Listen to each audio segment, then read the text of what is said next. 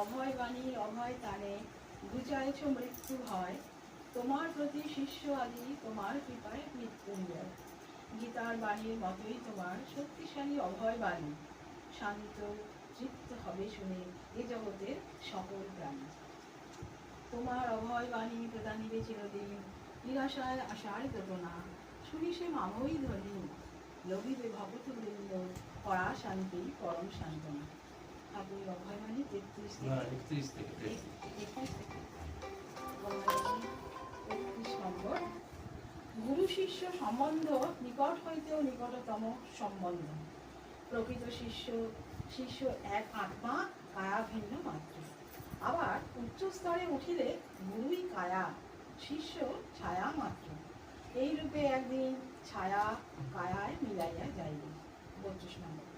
শ্রী গুরুতে নির্ভর করিয়া তাহার আদেশ পালন করিয়া যাও, একদিন মনোবাসনা পূর্ণ হইবেই। 12টা বৎসর কিছুই নহে, প্রয়োজন হইলে যুগ যুগান্তর অপেক্ষা করিতে হইবে, কিন্তু একদিন নিশ্চয়ই পাবে। 33 নম্বর।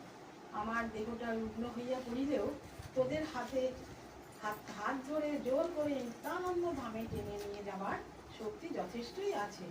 নিশ্চিন্তে যতটুকু পারো সংসার ভোগ করিয়া লও, তবে নির্ভরতাটুকু থাকিয়ে দেন। জয় গুরু।